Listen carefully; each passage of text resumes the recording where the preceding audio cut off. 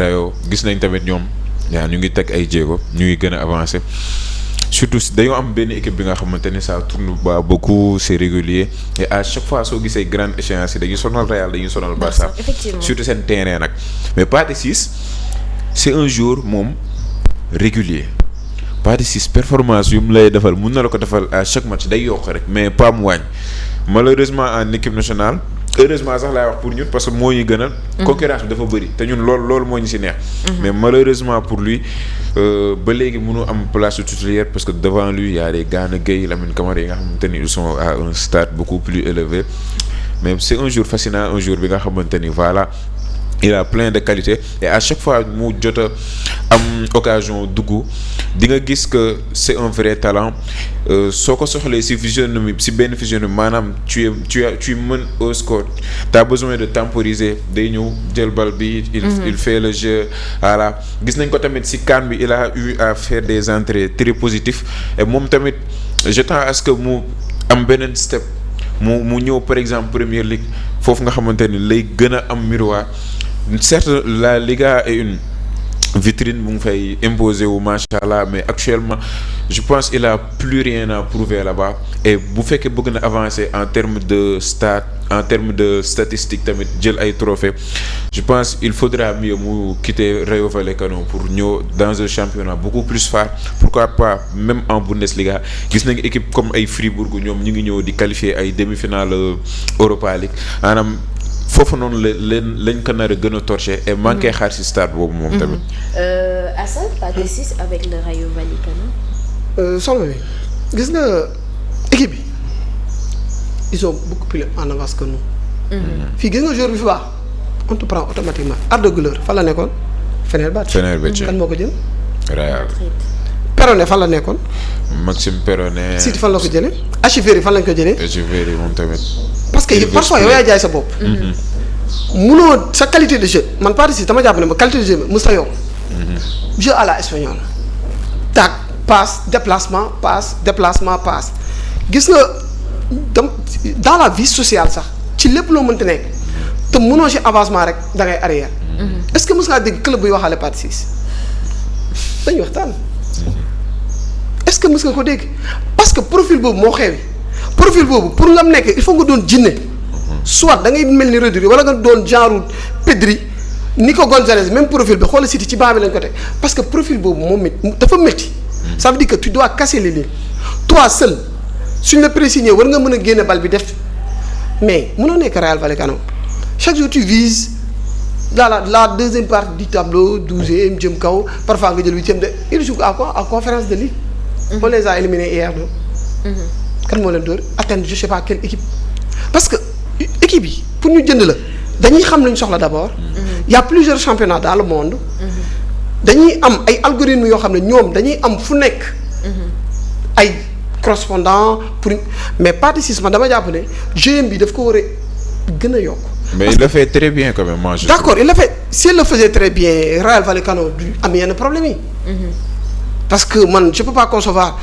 tey ba may ñëw sama bureau ki doon wax Pape Matar Sarr ma ne ko Pape Matar Sarr si c'était bon mais depuis 48 ans Tottenham il est musta wàcc il est combien du championnat ça veut dire que un seul jour mën na handicaper toute une équipe. effectivement.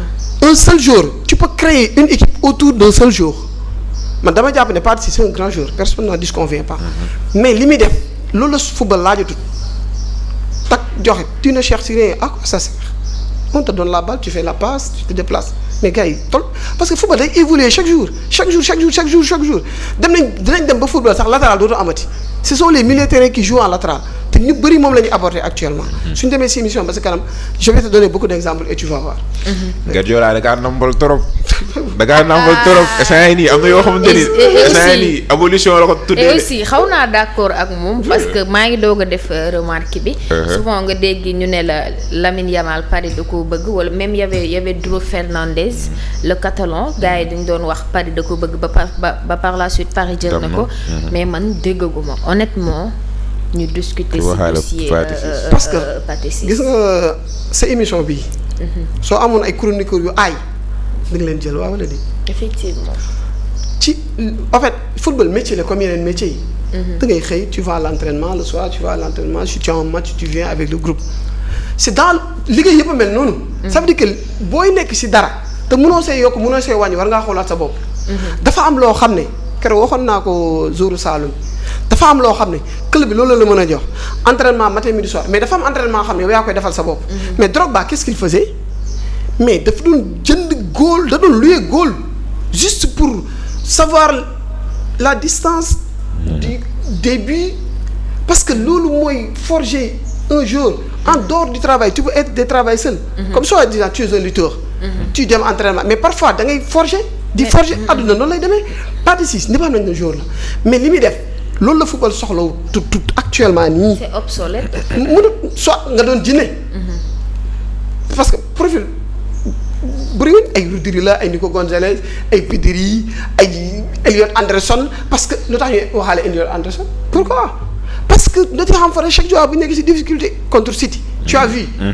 mais moo ñu parce que man jour dama jàpp ne jour booy football dafa am loo xam ne yow yaa koy yokkal sa bopp loolu équipe bi mënu la ko jox.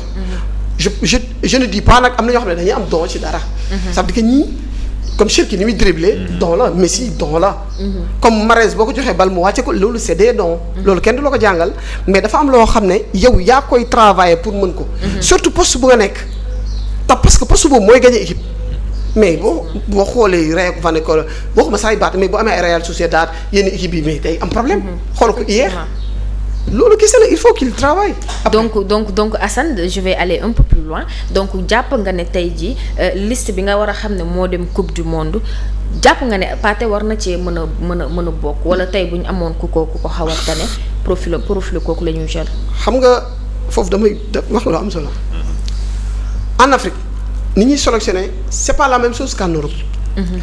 Afrique boo amee 10 attaquants am benn défenseur da ngay sélectionné 10 attaquants ak parce que tour la ñu mais Pathé Ciss war nañu si tu as Habib Diarra. si tu as Pape Gueye lu ñu say defati ça veut dire que tu convoques combien de jours 24 ou 28. ça veut dire que Pathé Ciss sincèrement c'est un joueur je n'ai rien contre lui. mais sincèrement équipe nationale moom. warta bi Bamba Dieng bañ ko defee dafa dem liggéey. effectivement dafa dem liggéey. travail. liggéey ba dañ ko woyat. parce que ñëpp xam nañ ko il est le meilleur buteur du championnat actuel si je me trompe pas. parce que toog nañ fii woowuñ ko ñi ñi laaj Bamba Dieng. mais Bamba Dieng il s'est pas fâché dafa dem xam na ne affaire bi liggéey na dafa dem liggéey ñu woowaat ko. parce que si j'ai vu mi jeu mais non seulement mais kenn du ko on se dit la vérité. Angleterre suy woo seen équipe mais combien de jours lay bàyyi. parce que ñu ngi naan Bellingham day football wala du football soo répété Tuchel lan la lay tegal. Elliot Anderson la lay tegal ak Adam Wharton am na ñoo xam ne duñ ko dégg. parce que ñooñu xam na lañ jëm que tu sois constant ci li nga nekk pour ñu mën la jël.